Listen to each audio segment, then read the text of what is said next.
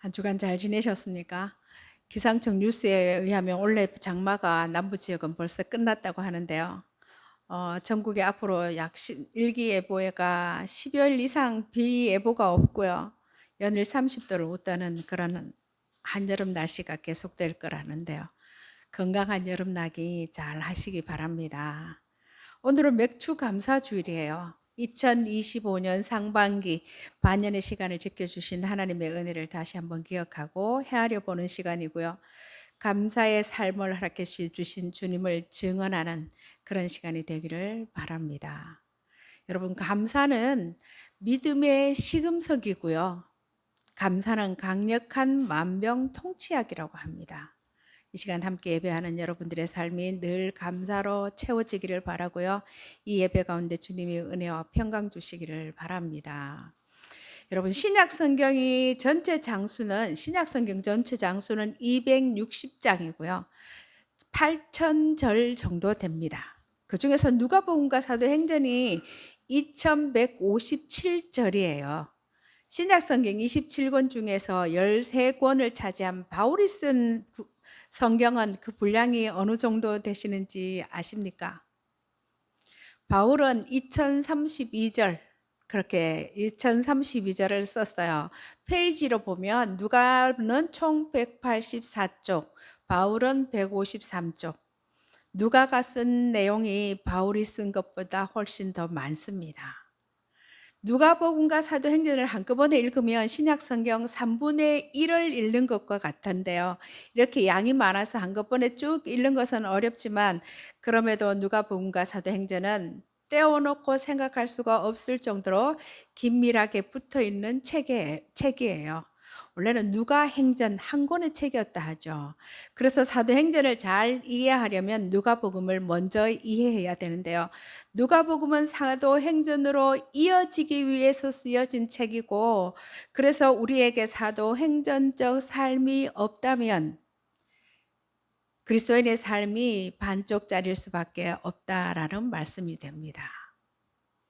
누가행전은 하나님의 계획이 어떻게 예수 그리스도를 통해 그리고 초대교회를 통해서 실현되고 있는지 성경의 긴 지면을 할애해서 보여주고 있어요.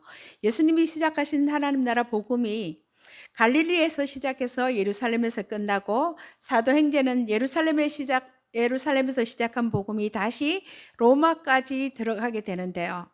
그 배경이 되는 기간, 누가행전을 다 합해도 30년이 좀 지난 40년이 채 안 되는 시간입니다. 우리는 이미 그 뒤에 이어지는 초대교회와 중세시대에 지나간 역사를 우리가 다 보고 알고 있고요.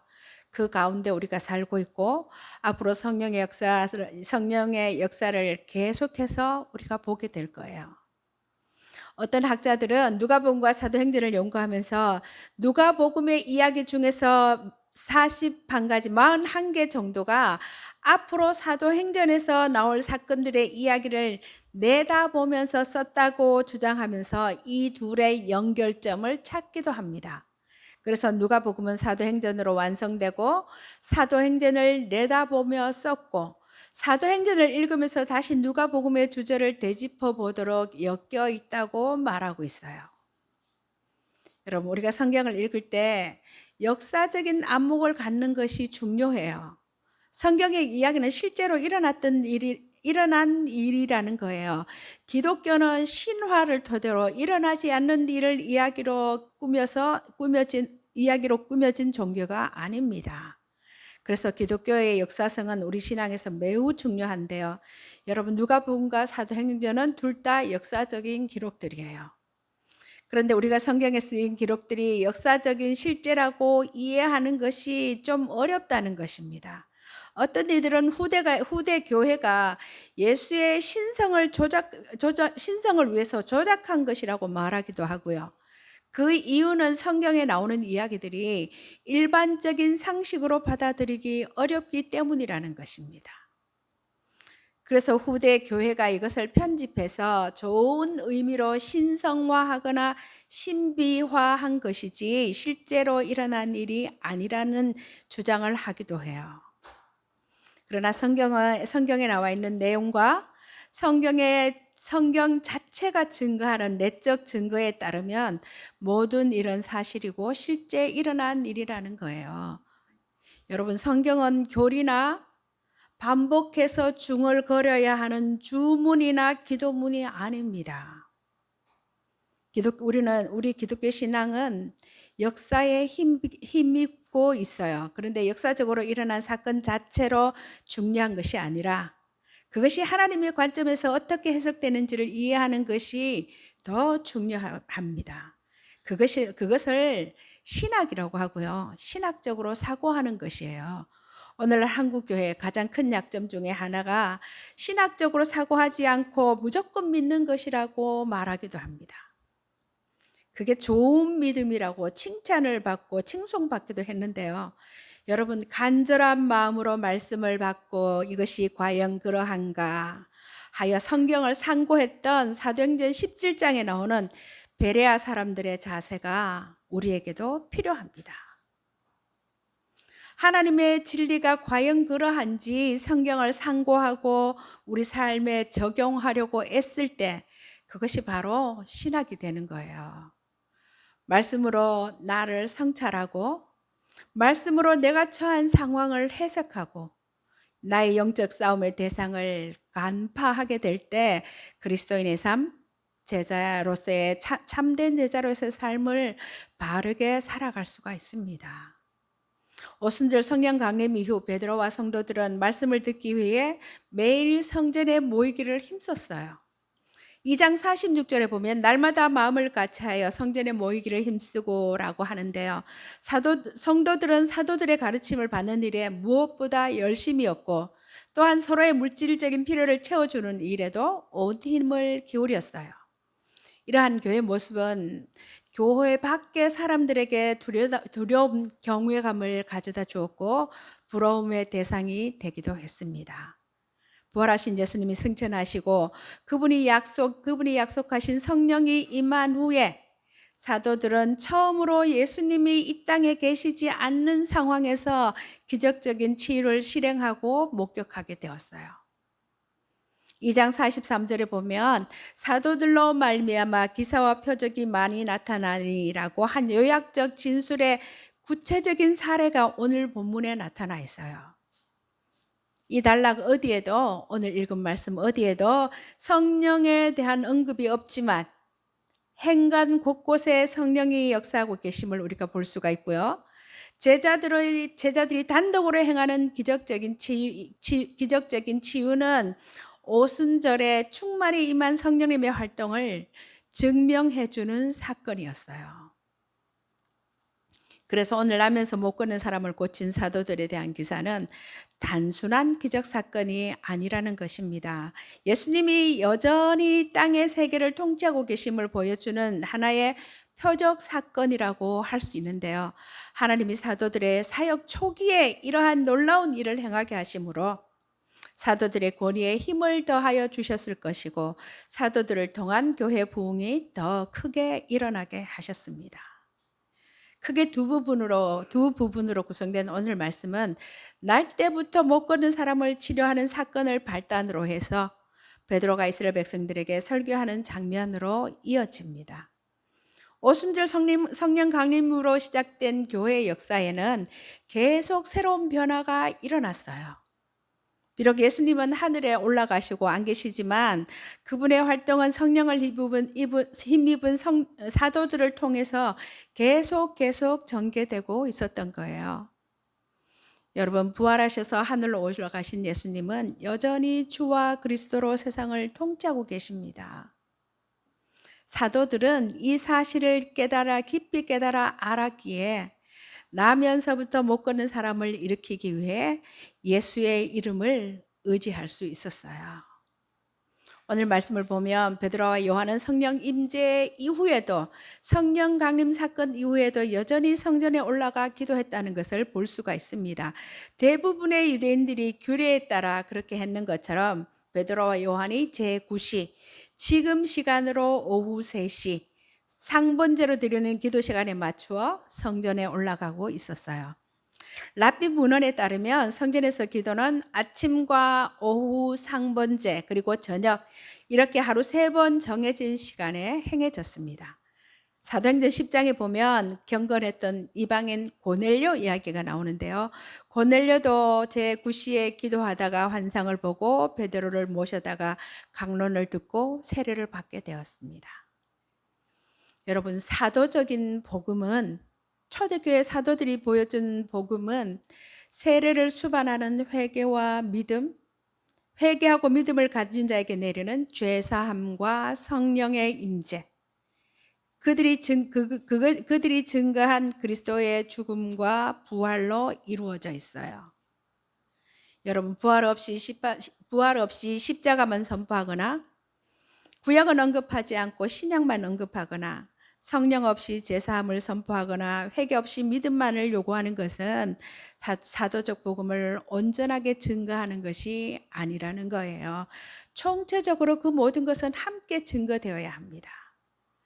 베드로가 기도 시간에 맞춰 성전에 올라갔다는 기록은 예수님의 제자들이 경건한 유대인으로서 성전 중심의 신앙생활을 충실히 했다는 증거가 되기도 하는데요.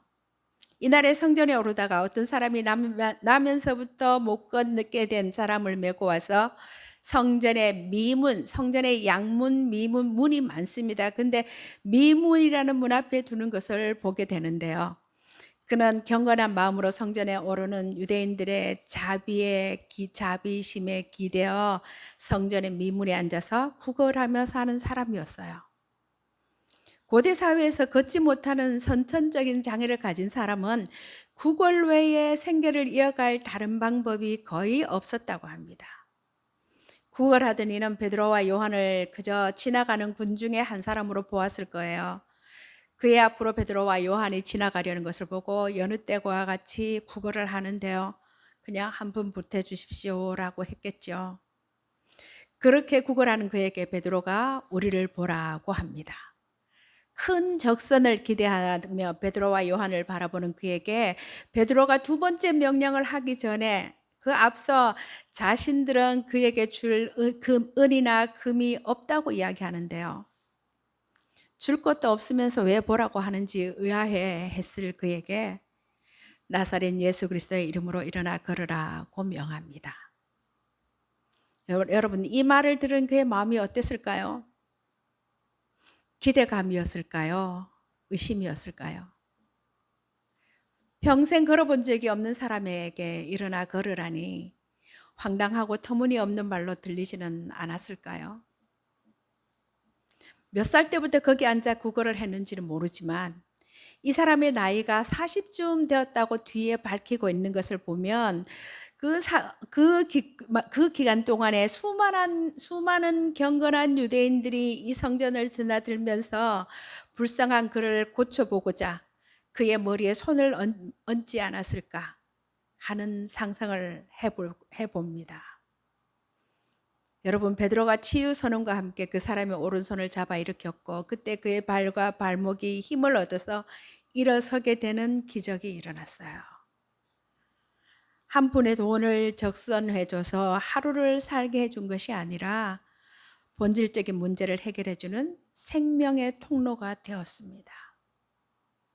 일어설 뿐만 아니라 서서 걷고 뛰기까지 했고 많은 사람들이 이 기적을 보았고 모두가 놀랐어요. 이 기적은 성전 경내에서 일어났고 이 일을 목격한 군중들은 항상 시간을 맞춰 성전에 올라가 기도하는 하나님을 경외하는 신실한 사람들이었어요.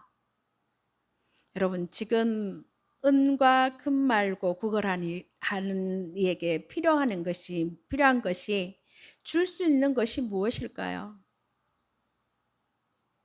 예수님이었어요. 예수님을 통해 하나님으로부터 주어지는 생명, 회복, 구원입니다. 누가는 베드로의 말과 행동에 반응하는 치유받은 사람의 믿음에 대해서는 어떤 것도 이야기하고 있지 않습니다. 그가 치유를 원했던 것도 아니었을 것이고 베드로와 요한을 치유의 능력을 가진 자라고 생각한 것도 아닐 거예요. 그저 평소처럼 기도하러 성전에 올라가는 사람들의 동정심을 자극해서 작은 적선을 기대했을 뿐일 것인데요. 예수님으로 인해 인생이 바뀐 제자들을 만나서 그의 인생이 바뀌는 기적의 수혜자가 되었습니다. 창세기 아브라함에게 약속된 너는 축복이 될지라, 너는 복의 근원이 되라는 말씀의 은혜가 이 시간 예배하는, 함께 예배하는 우리를 통해서 증명될 수 있기를 바랍니다. 여러분, 우리가 다다라야 할 믿음의 장성한 분량이 거기에요. 은과 금은 없지만 생명의 주 예수님을 증거함으로 그 이름으로 인해 생명 회복 구원의 역사가 일어나게 하는 통로가 되어야 합니다. 여러분, 이 기적에 그 사람의 믿음이 결부되었을까요? 여기서 말한 믿음이 누구의 믿음을 말하는 걸까요? 제가 말씀을 준비하면서 제가 바르게 이해하고 있는지 궁금해서 주석을 봤더니 몇 가지 견해가 있었어요. 안진뱅이의 믿음, 앉아있던 걷지 못하는 사람의 믿음이다. 두 번째는 베드로와 요한의 믿음이다. 세 번째는 베드로와 그 앞 앉아있던 사람의 믿음이다. 칼빈으로부터 유명한 주석가들의 이야기가 실려 있었습니다. 사실 베드로의 손이 그의 손을 잡긴 했지만 나사렛 예수님의 능력이 그를 일으켜 세우신 거죠. 성전 미문은 그동안 그의 생계를 책임져 준 자리였지만 동시에 어쩔 수 없이 구걸해야 했던 저주스러운 자리이기도 했을 거예요. 그는 당장에 베드로와 요한을 따라 성전에 들어가서 자신에게 베풀어진 이 놀라운 기적을 확인하느라 연신 뛰고 걷기를 반복했어요. 그리고 그의 입술에서 하나님을 향한 찬송이 터져 나왔습니다. 그의 마음이 어땠을까요? 얼마나 놀랐을까요? 그것을 본 종교 지도자들과 군중들의 반응은요? 여러분, 이 치유 사건은 새 시대의 도래를 알리는 상징적인 사건이에요. 누가복음의 예수님의 사역이 제자들을 통해 사도행전에서 계속되고 있는 것입니다. 한 번도 일어서거나 걸어보지 못한 사람이 걷고 뛰며 찬양하는 그 행동은 성전에 올라온 모든 사람의 이목을 집중시켰을 거예요. 베드로는 놀라워하는 사람들에게 이런 능력이 자기에게서 나간 것이 아니라 예수를 믿는 믿음 때문이라고 증언합니다. 이런 기적은 불가능한 것은 아니지만 늘 있는 일이 아니라는 거고요. 기적 자체가 전부가 아니라는 것입니다. 가룟 유다도 많은 기적을 경험했지만 결국 예수님을 배반하는 자리에 가거든요. 여러분, 기적과 능력 체험은 예수님과의 관계성을 담은 복음과 그에 대한 합당한 반응으로 연결되어야 해요. 그래야 바른 신앙생활이 가능하게 됩니다. 11절에서 26절은 베드로의 두 번째 설교가 나오는데요. 치유받은 사람이 베드로와 요한을 붙잡으며 자신을 걷게 한 놀라운 능력을 행한 당사자들을 백성들 앞에서 치목했어요. 이를 본 사람들이 크게 놀라 솔로몬의 행각이라는 곳에 모이게 되는데요. 베드로는 병고침의 기적이 인간적으로는 믿음 때문이지만 궁극적으로는 하나님의 능력이라고 말하고 있습니다. 이 기적은 하나님의 일하심의 결과라는 거예요. 여러분, 과거의 제자들은 예수님의 고난과 죽음의 상황에서 두려워하며 도망갔지만 지금 달라졌어요.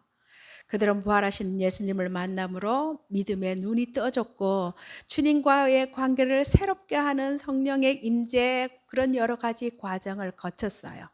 결국 믿음은 믿음은 관계를 통한 신뢰에서 자라가게 되는데요. 하나님이 누군지, 예수님이 누군지 알아야 믿음이 생긴다는 겁니다.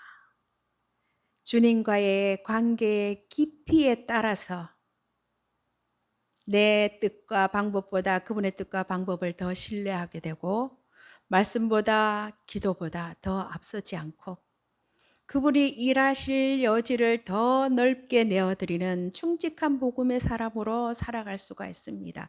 이게 은혜예요. 오늘 병 고치는 기적으로 무리가 두 제자에게 몰려든 까닭은 그 두 사람이 치유의 능력을 행했다고 믿었기 때문인데요. 베드로는 즉시 그 일이 자신의 권능으로 된 것이 아니라고 분명히 밝히고 있습니다. 자신들에게 쏠렸던 시선과 집중을 오롯이 예수님께 돌려드리고자 했고, 베드로는 곧바로 하나님께서 예수님을 통해 행하신 일을 다시 한번 소개합니다. 그들이 십자가에 죽인 그 예수님이 지금 무덤에 묻혀 있는 것이 아니라 다시 살아나셔서 이 사람을 낫게 했다는 놀라운 선언이에요. 이는 하늘 보좌에서 지금도 능력으로 역사하시는 예수님에 대한 진술입니다. 성령 강림 후 첫 번째 설교에서는 특별한 호칭 없이 하나님을 언급했는데, 여기서는 유대 청중들에게 가장 익숙한 하나님의 칭호를 꺼냈어요. 그것은 아브라함의 하나님, 아브라함과 이삭과 야곱의 하나님이라는 거예요. 세 족장을 가리켜서 우리 조상들의 하나님이라는 표현이 이어지는데요. 이 호칭에는 지금도 아브라함의 후손이라고 장담하고 아브라함의 후손인 그들과 함께 살아계신 하나님이라는 의미가 들어 있습니다. 그 하나님이 그의 종 예수를 영화롭게 하셨다라는 선언은 또 하나의 초기 기독교 신앙의 선포였어요.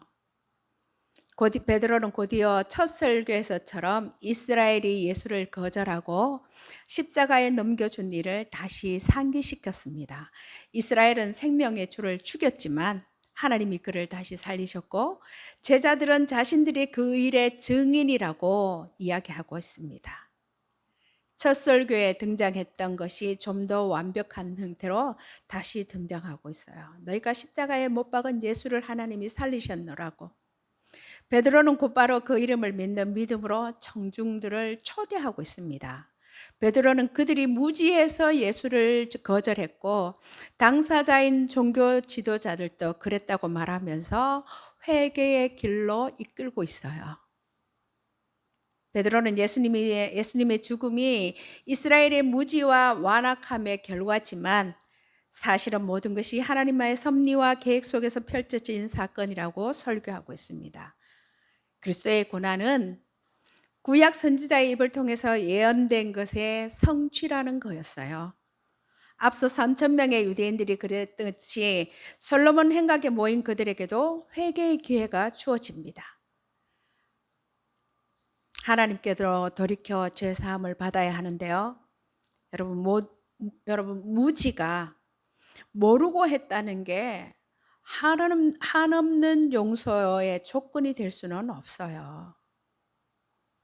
완악함 때문에 끝까지 거절하면 결과는 심판입니다. 베드로의 설교 전반부가 예수님에 대한 이야기, 기독론이라면 후반부는 초대교회가 가졌던 초기 종말론에 대해서 이야기하고 있어요. 우리가 지금 매일 큐티하는 매일 성경 요한계시록을 묵상하고 있는데요. 우리나라 70년대, 80년대쯤에 시한부 종말론자들이 예수님의 재림의 때를 직통계시로 받았다고 주장하면서 많은 사람들을 현혹해서 한국교회와 사회에 큰 혼란을 야기한 적이 있었어요. 그렇게 한바탕 큰 파장이 지나고 난 다음 한국교회에서는 종말론 설교가 강대상에서 거의 사라지게 되었다고 해요. 그 결과 한국교회는 영적 탄력도 복음의 거룩한 본질도 잃어버리게 되었다라고 말하고 있는데요. 현대 그리스도인들의 역사 인식에서 종말론적 지평이 아예 사라져버린 것이 아닌가 하고, 종말론이라는 단어도 또 종말론적 신앙도 교회 현장에서 그 자취를 감춰버린 것 같다고 그런 자성의 목소리를 내고 있습니다. 베드로의 설교의 마지막 요지는 회개와 재용서로 새롭게 되면 다시 오실 예수님의 날을 맞이하게 될 것이고, 그날은 하나님께서 영원 전부터 예정하셨고 선지자들의 입을 통해서 말씀하셨던 것인데 반드시 만물을 회복할 때가 올 거라는 거였어요. 그렇다면 여러분, 우리는 지금과 그때 사이를 어떻게 살아야 할까요? 부활과 재림 사이를 살고 있는 우리의 삶이 어떠해야 할까요? 베드로는 모세의 글을 인용했습니다. 그 선지자의 말 듣기를 거부한다면 멸망의 심판을 면치 못할 것이라고 선언하고 있어요. 베드로는 이스라엘이 선지자들의 자손이고 궁극적으로 아브라함의 언약의 자손이라는 것을 상기시키고 있습니다. 언약의 핵심은 땅의 모든 족속이 아브라함의 씨로 말미암아 복을 받는다는 것이고요. 그 씨가 바로 예수 그리스도라는 것입니다. 전에는 무지해서 거절했지만 이제는 돌이켜야 했어요. 베드로의 이러한 역사적 통찰에서 돋보이는 것은 단연 하나님의 신실하심이에요. 예정하고 예언하신 예수님의 사건이 지금 일어났고 성령의 오심과 함께 시작된 새 시대, 새 질서 가운데서 예수님의 말씀에 순종하며 사는 것이 아직 이미 왔으나 아직 완성되지 않는 하나님 나라를 살아가는 방식이라는 겁니다. 여러분, 어떻게 하면 능력 있는 생명의 통로가 될 수 있을까요? 예수님의 사랑과 능력이 흘러가는 그 통로요. 사도들은 기적 자체보다 병자의 근본적 문제 해결과 예수님을 증거하는 것에 집중했어요. 하나님의 사랑과 사람 사랑의 표현입니다. 여러분, 그들의 능력 있는 사역보다 주님이 기대하시는 삶에 충실하려는 모습에서 우리의 배움의 눈이 그곳에 우리 배움의 눈이 머무르면 좋겠습니다. 신앙생활의 본질은 화려하고 놀라운 기적 사건이 아니라 평범한 오늘 일상 속에서 주님을 의지하고 하나님 사랑, 이웃 사랑의 뜻을 따라 사는 거예요. 첫 선포에 반응한 사람들은 회개와 믿음으로 새로운 삶을 시작했고 함께 진리 안에서 하나님과 세상과의 바른 관계를 맺는 데 집중했어요. 신앙은 우리 삶의 실존의 문제입니다. 여러분, 베드로처럼 예수님의 이름을 외친다고 저절로 해결되지는 않습니다. 주의 일하심을 가볍게 여기지 말고 모든 주권이 주께 있음을 겸손하게 인정함으로 시작하라는 거예요. 치유의 능력은 베드로의 것이 아니었어요. 우리에게도 원래 그런 능력은 없고 능력은 예수님께 있습니다. 주님이 능력 없는 베드로를 사용하셨다면 우리도 쓰실 것이고요. 우리도 쓰실 수 있다는 거예요. 여러분, 우리의 일의 진행과 결과 전부를 주님께 맡기고 그분만을 의지하면서 사는 것이 믿음입니다. 또 하나 하나님의 능력을 경험하는 데 필요한 것은 우리의 믿음이에요. 베드로에게도 처음부터 이런 믿음이 있었던 것은 아니라는 것을 아시죠? 부활하신 주님을 만난 후 믿음이 커졌고 신뢰가 쌓였어요. 믿음은 주님과의 관계 안에서 그분과의 풍성한 교제와 함께 자라갑니다. 그래서 여러분, 능력 행함보다 그분과의 관계와 일하심에 집중하는 것이 더 중요하고요. 우리는 주의 생명이 흘러가는 통로가 되어야 합니다. 날마다 말씀을 통한 주님과의 깊은 교제를 통해서 주님에 대한 신뢰, 믿음이 자라갈 수 있기를 바랍니다. 날씨가 늘 무더운데요. 감사로 이어지는 남은 6개월 시간이 되기를 바라고요. 매일 말씀과 함께 하루를 열고 닫는 그런 경건 훈련에 여러분들이 힘써 주시기 바랍니다. 이 한 주간도 성령 하나님과 신실한 동행 잘 하시기 바랍니다. 하나님 살아계신 우리 아버지시고요. 지금도 우리와 함께 계십니다. 기도하겠습니다.